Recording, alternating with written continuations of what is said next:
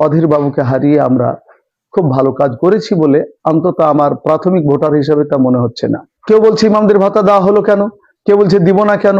রাত দিন 7 দিন খালি ধর্মীয় আলোচনা নিয়ে রাজনীতিটা হচ্ছে। ধর্ম নিয়ে রাজনীতির কোনো প্রয়োজন নাই। ইমামদেরকে আমরা এতদিন যুগ যুগ ধরে পুষতে পেরেছি, এখনো পারবো। আর নিজেদের টাকা দিয়ে আমরা মসজিদ করতে পারবো। হিন্দু ভাইরা তাদের মতন করি তারা মন্দির করতে পারবে। ওই রাজনীতি কারো প্রয়োজন নাই। বায়রন বিশ্বাস জিতলেন কংগ্রেসের টিকিটে, কোথাও তিনি বিক্রি হলেন। যে রাজ্যের মোহাম্মদ সেলিম বা রাজ্যের মাননীয় অধীর রঞ্জন চৌধুরীর মতন ব্যক্তিত্বরা বা ওই রকম ওজনশীল যারা নেতা রয়েছেন যে দলেরই হোক, এরা 2-10টা যদি বিধানসভায় থাকতেন তা আমার অন্তত বিশ্বাস যে এরা বিক্রি হতেন না। নওশাদ সিদ্দিকী গেছেন, আপনারাও যান, কথা বলতে লাগুন।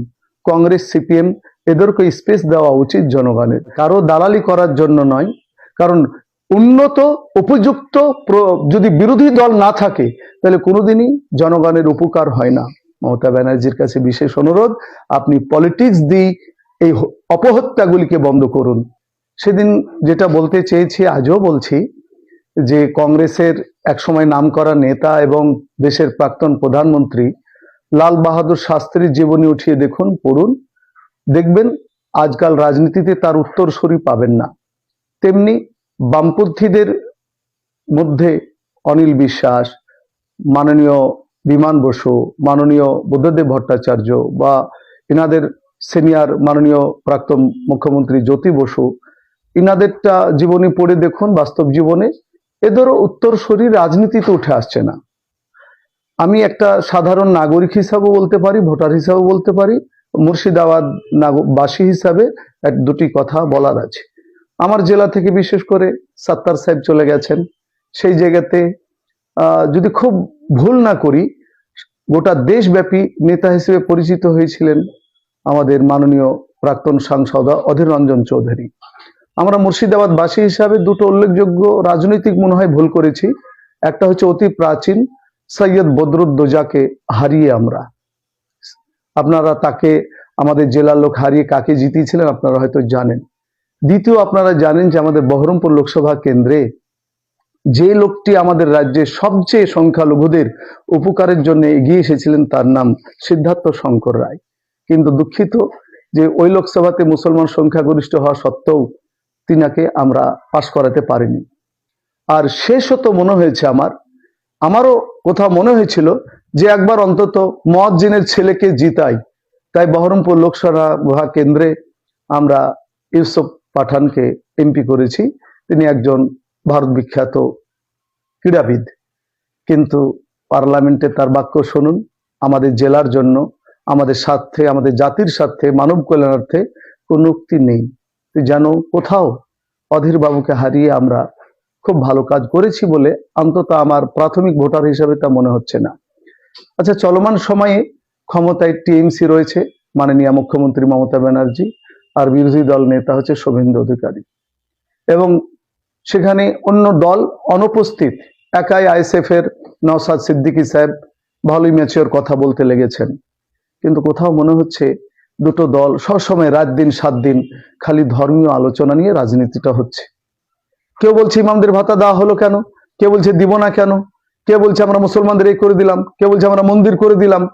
কিন্তু দেখুন, একবারে গোটা ভারতবর্ষের 145 কোটি লোক বা পশ্চিমবঙ্গের 11 কোটি লোকের জন্য রাজনীতি হওয়া দরকার, ক্ষমতায় আসা দরকার মানব কল্যাণের জন্য, স্বাস্থ্য, স্কুল, কলেজ, ফার্স্ট নিড যেগুলি, তার জন্য রাজনীতি হওয়া দরকার। ধর্ম নিয়ে রাজনীতির কোনো প্রয়োজন নাই। কারণ মুসলমানরা আমরা নিজেদের ইমামদের বেতন আমরা দিয়ে, ইমামদেরকে আমরা এতদিন যুগ যুগ ধরে পুষতে পেরেছি, এখনো পারবো। আর নিজেদের টাকা দিয়ে আমরা মসজিদ করতে পারবো। হিন্দু ভাইরা তাদের মতন করি তারা মন্দির করতে পারবে। ওই রাজনীতি কারো প্রয়োজন নাই। হয়তো আপনাদের মনে দানা বাঁধবে কোন সরকার চাইছেন, দেখেন দিব্যি স্পষ্টভাবে বলছি, কোনো লুকোচুরি নাই। অন্তত রাজ্যে বিজেপি দেখতে চাই না। তবে আমরা কিছুদিন আগে দেখলাম যখন উপনির্বাচন হলো, বায়রন বিশ্বাস জিতলেন কংগ্রেসের টিকিটে, কোথাও তিনি বিক্রি হলেন। তো সেই নিয়ে মনের দিকে কোথাও গাঁথে যে রাজ্যের মোহাম্মদ সেলিম বা রাজ্যের মাননীয় অধীর রঞ্জন চৌধুরীর মতন ব্যক্তিত্বরা বা ওই রকম ওজনশীল যারা নেতা রয়েছেন যে দলেরই হোক, এরা 2-10টা যদি বিধানসভায় থাকতেন তা আমার অন্তত বিশ্বাস যে এরা বিক্রি হতেন না। আর অন্তত সরকার যে ভুলগুলি করছে স্পষ্ট ভাষায়, বলিষ্ঠ ভাষায় সেই ভুলগুলি ধরিয়ে দিতে পারত। তাই আগামী দিনে কতগুলি দল মুসলিমও নামকরণে হয়েছে, যেমন আইএসএফ ধরুন, এসডিপিআই ধরুন বা মিম বলুন, এদেরকেও বলবো যে আপনারা গোটা রাজ্যে দৌড়ে না বেরিয়ে অন্তত নিজেদের দুই একটা অ্যাঙ্গেল বেছে নেন, বলিষ্ঠভাবে নিজেদের মধ্যে সংঘবদ্ধভাবে ভোটে লড়ুন। অন্তত 2-4 জন, যেমন নওশাদ সিদ্দিকী গেছেন, আপনারাও যান, কথা বলতে লাগুন। আর অন্য জায়গাগুলিতে কংগ্রেস, সিপিএম এদেরকে স্পেস দেওয়া উচিত জনগণের, কারণ উন্নত উপযুক্ত যদি বিরোধী দল না থাকে তাহলে কোনোদিনই জনগণের উপকার হয় না। আর মুর্শিদাবাদের জন্য আফসোস এটাই যে মুর্শিদাবাদে বলা যায় যে দুটো বিজেপির বিধায়ক বাদ দিয়ে বর্তমানে সবই হচ্ছে টিএমসির বিধায়ক। তাদের কাছে বিনীত নিবেদন, প্রধান থেকে মেম্বার থেকে এমএলএ এবং মন্ত্রী পর্যন্ত আপনাদের কাছে বিনীত নিবেদন, আপনারা যেটা ভাববেন যে একবার ভেবে দেখুন, 2 কোটি শিখ, তাদের পর কেউ আঙুল তুলতে পারে না। আর পশ্চিমবঙ্গে আমরা 3,80,00,000 মুসলমান, আমাদের জন্য কি উপকারের কাজ হচ্ছে? একবার নয়, 2 বার নয়, 10 বার আপনার সরকারের মুখ্যমন্ত্রীকে গোপনে বলুন, না শুনলে প্রকাশ্যে বিরোধিতা করুন, বহিষ্কার করলে জনগণ আপনাকে মাথায় চাঁদের মতন তুলবে। আপনারা দয়া করে গোলাম হয়ে যান না, আমাদেরকে একটু বাঁচান, পাশে দাঁড়ান। শিক্ষিত ছেলেরা চাকরি পাচ্ছে না, স্কুলে পর্যাপ্ত শিক্ষক নেই, এগুলির কথা তুলুন। আমাদের কবরস্থান মসজিদের কথা তো আছেই, সেগুলিকে আমাদেরকে লড়াই করতে দেন, কিন্তু ন্যায্য কথা বলে অন্তত সরকারকে একটু ভুল ধরার চেষ্টা করুন। কিন্তু আফসোস যে বিধানসভাতে কথা বলার মতো লোক নেই। যেন আমরা যেমন নামাজ পড়ি, 2 লক্ষ লোক আছি আমরা, একজন ইমাম সাহেব যা পড়বে আমিন বললেই যথেষ্ট। আমাদের বিধানসভাতে তাই হয়ে গেছে। ইউসুফ পাঠান সাহেব বলতে পারবেন তার লোকসভাতে এসে কি কাজ করছেন, কি জবাব দিবেন?